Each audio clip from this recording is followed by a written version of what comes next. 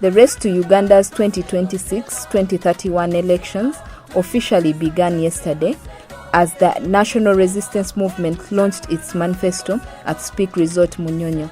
At the center of the event was the NRM National Chairman and Presidential Flag Bearer, General Yoweri Kaguta Museveni. He laid out the key focus areas of his campaign and urged Ugandans to entrust the NRM with yet another term in office to realize a $500 billion economy. Museveni emphasized peace and security as the foundation of development, promising tougher measures against crime. He highlighted wealth creation initiatives as a pathway for jobs, particularly for young people, while also pointing to regional and continental market integration as a strategy to expand opportunities for Ugandan products.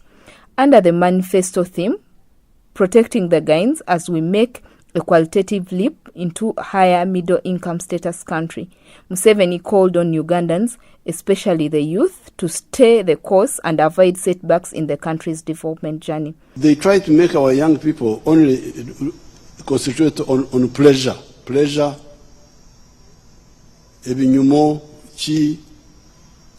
Now, I want to inform you that the one who is standing here is a former younger person. And I will show you my picture when I was a young person, if they can show it for me. No, not that one. That one will come later.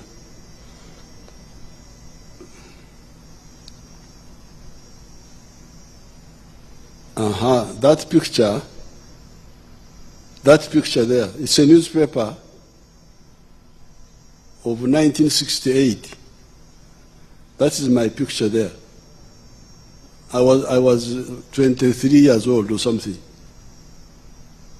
So if you are looking for a young person, there's one there. So people don't say, young person. Yes, you are talking to a former younger person. This was now 1968. And we had come back from Mozambique. We had gone as a student delegation to Mozambique to support the Mozambican struggle against colonialism. See, we were young. And we liked, once in a while we would go to Ebinyumo to dance, to so on and so forth. Because you know I'm also a rapper. The other day I was rapping. The president reflected on Uganda's economic transformation under the NRM leadership.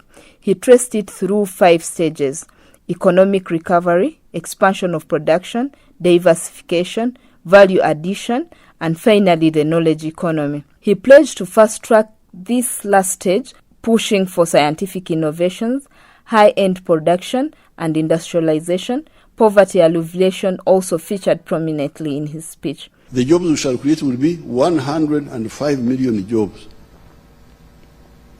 So, what about when people can't think properly, must end.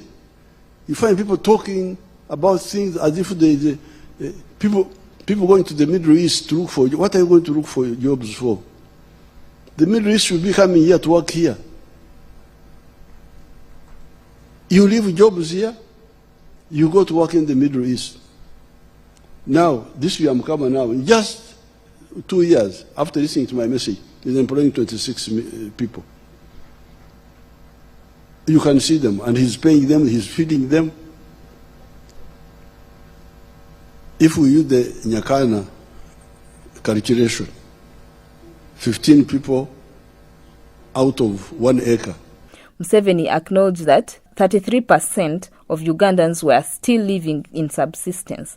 To address this, he promised increased funding for the parish development model and scaling up other empowerment schemes such as Emyoga and the Youth Livelihood Program. He went further, pledging an additional 15 million shillings per parish to support parish, religious and cultural leaders in uplifting their communities. On social services, Museveni made bold commitments. He vowed to eliminate all forms of charges in government schools, to ensure free universal education, while also pledging to recruit about 50,000 teachers to close the staffing gap. In health, infrastructure, and the fight against corruption, he promised decisive action in the next term. I try to advise people, they refuse, I go to the bush. That's what I did. The skilling hubs are my bush.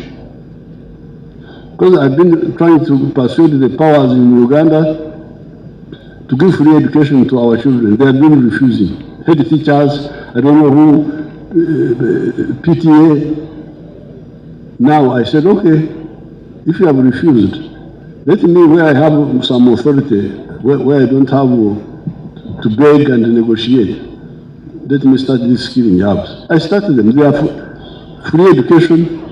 The children come, they don't pay anything. They study 6 months, you see what they are doing.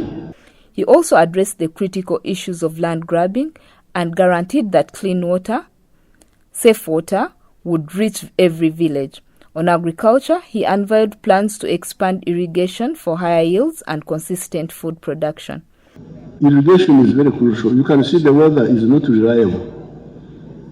This is supposed to be a wet season, but the rain is coming, going, coming, going. It's very risky. We need to shift to irrigation.